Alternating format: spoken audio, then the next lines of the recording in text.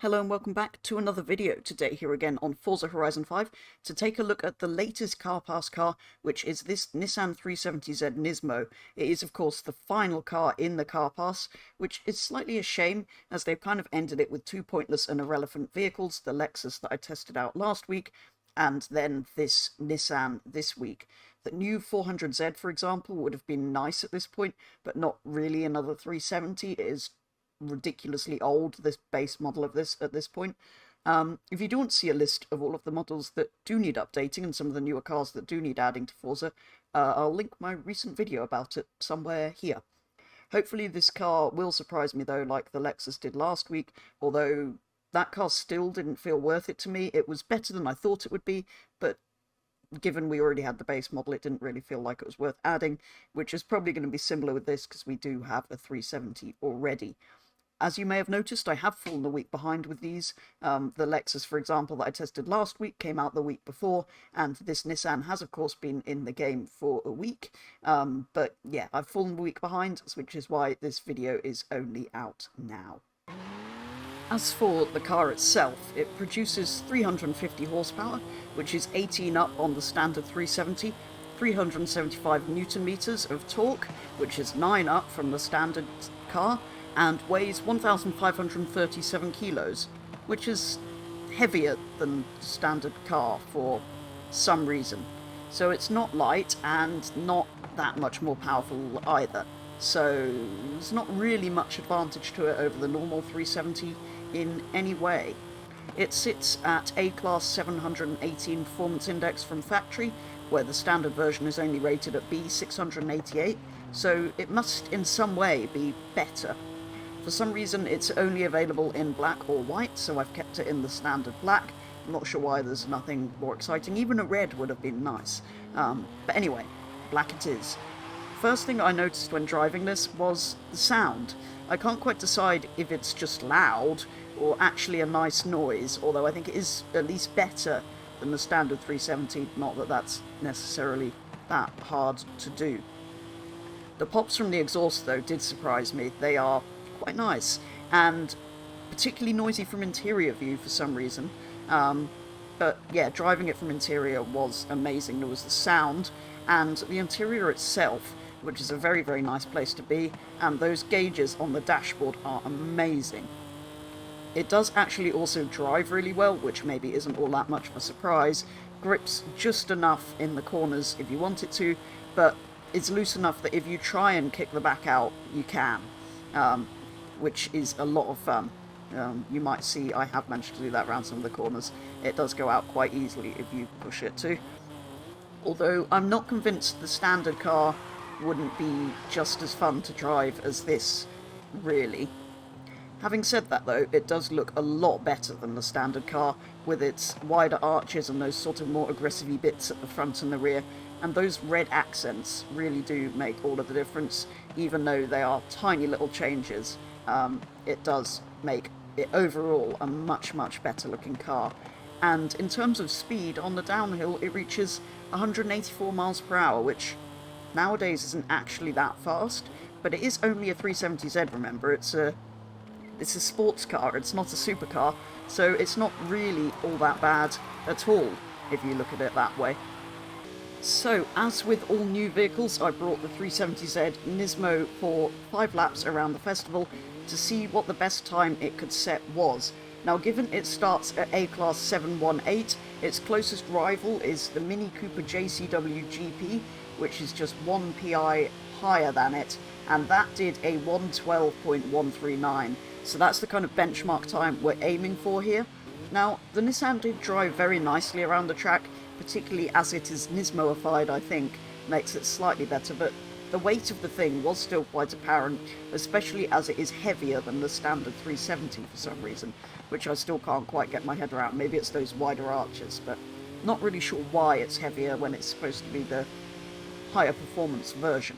But nevertheless, it did drive very well, but felt a little bit heavy, and overall, well, I was getting faster and faster basically every lap, although on the 4th lap, which is the one after the one you're seeing, I did miss a checkpoint which rather ruined it. But despite all of that, it did still set a very good lap time overall. or its fastest lap time, was still pretty good. So the Nissan 370Z actually sets a very respectable 111.810, making it just over 3/10 faster than that Mini Cooper, which isn't too bad given it's 1 PI lower, but it did also beat the Aston Martin DBX, which, yes, is an SUV, but is rated at 732 Performance Index, so on paper it should be slower than that, and it's only 0.2 of a second off the 2015 Audi TT-S, which is 724 PI. So faster than its PI would suggest, the Nissan, so not all that bad at all. So to take a look at some customization, first of all, in terms of engine swaps, there are 2 inline-6 options, a V6 out of a GTR, and 2 V8 swaps available. There is your usual all-wheel drive swap, twin turbo and both supercharger options are available, and some aero. There is the usual Forza aero, but also some other options. There is this Nismo kit with the front bumper, side skirts, rear bumper and wing changed. This Nismo kit with an even more aggressive front bumper, side skirts, rear bumper and wing. And if neither of those are mad enough for you, there is also a Varis kit, which has, well, that front bumper, the bonnet as well, and the side skirts, rear bumper and wing, with much carbon fibre. And if none of that was enough for you, there's also a big Country Labs wing option. So I've built the Nissan to the top of A-Class before returning to the festival for another 5 laps. I've kept the Varis kit on the car, but also added twin turbos, race weight reduction, sport clutch, gearbox, brakes, suspension, and there was 1 PI left over, so I added a sport flywheel at the end. It now produces 476 horsepower and weighs 1,247 kilos, so an improvement in both areas. So let's see how close it can get to that Sumin-tuned Alpine, which is still the fastest A-Class vehicle I've taken round, despite being tuned for rally. So that did a 106.3, so I've been unable to get into the 105s in anything that I've built, or even that car. So really the hope here is to get into the 106s. I've only managed that in the Mini out of the cars that I've built so far. So again, the Nissan is going up against that JCW GP from a few weeks ago. So yeah, it did end up setting quite a good time though. So the Nissan ends up setting a time that is near as makes no difference the same as the Mini. It was actually a 106.638 rather than a 106.6 dead. So it's pretty much the same as that, meaning it's the second car I've built to get into the 106s and is 0.4 faster than the Lexus from last week, which didn't really do all that great. But anyway, it got into the 106s, which I'm kind of pleased with, given that's the fastest anything I've built has gone before. So overall, the Nissan 370Z Nismo has been quite good. It was faster than its PI would suggest from standard, set a reasonable festival lap with the modified setup I've put on it, and was available with 3 different aero kits. So again, as with the Lexus, I've been surprised by, well, pleasantly surprised by this car that I thought was a bit boring and irrelevant and a stupid addition. I mean, as standard, it would seem that it was a stupid addition. It is just the Nismo version of the standard one. But given how well it's performed and the fact we've got this many options for it, I think it has just about, well, I'm more pleasantly surprised by this than I was by the Lexus. I think it's kind of made me think it was worth them adding this, given it's got so many options and is quite good. So there we go. If, like me, you thought this was a boring and irrelevant car, do go and give it a go. It's got some cool options and is good performing, better performing than you might imagine. So if you've written it off, do go and give it a go.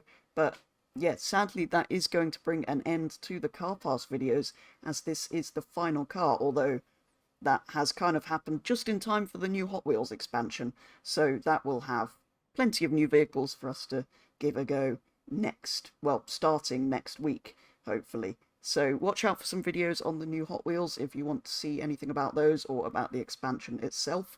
But for now, for this first look at the Nissan 370Z, the final Car Pass car, so for the entire Car Pass, that is going to be all. So thank you very much for watching, and I'll be back with the next video very soon.